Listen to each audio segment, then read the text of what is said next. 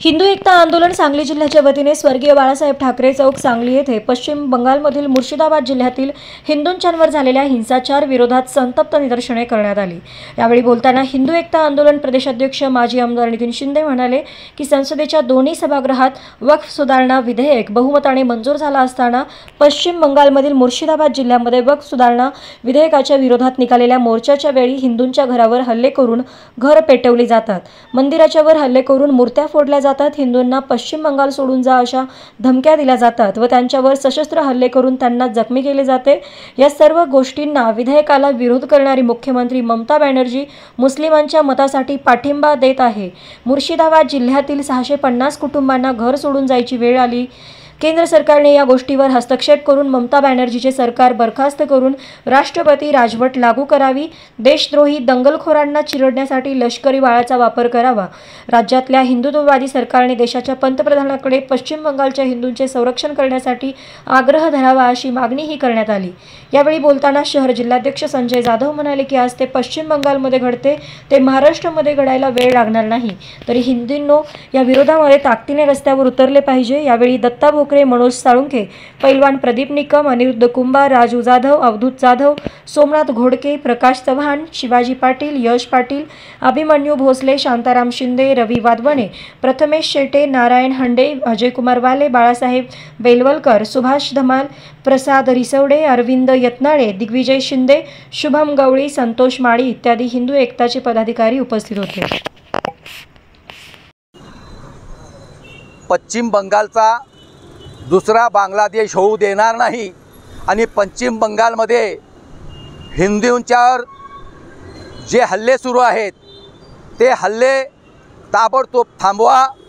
त्याचबरोबर त्या हल्लेखोरांना पाठीशी घालणाऱ्या पश्चिम बंगालच्या मुख्यमंत्री ममता बॅनर्जी यांचं सरकार बरखास्त करून राष्ट्रपती राजवट लागू करा।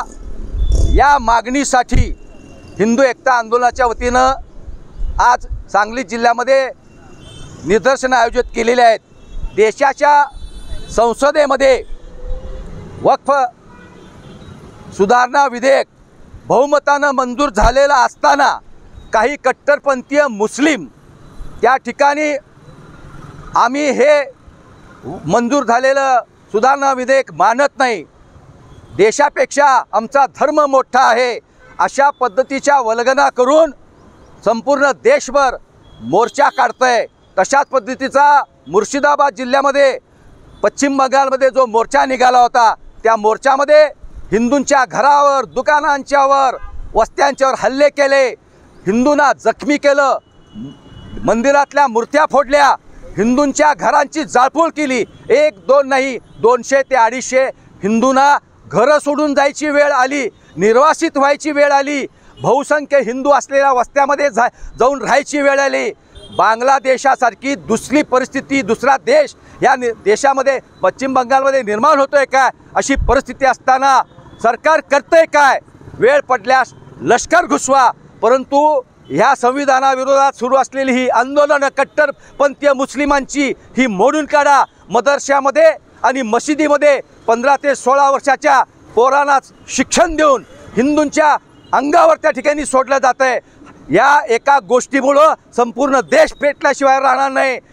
नागपूरमध्ये सुद्धा अशा पद्धतीची घटना घडते आहे। हिंदुस्थानामध्ये हिंदू धोक्यात यायला लागलेल्या या सर्व गोष्टीची दखल घेऊन सरकारनं ताबडतोब पश्चिम बंगालमध्ये जो हिंदूंच्यावर हिंसाचार आहे तो थांबवून ममता बॅनर्जीचं सरकार बरखास्त करून राजवट करून त्या ठिकाणी वेळ पडल्यास लष्कर घुसवावं आणि त्या कट्टरपंथीय मुस्लिमांचं आंदोलन चिरडून टाकावं अशी मागणी हिंदू एकता आंदोलनाच्या वतीने मी या ठिकाणी करतो।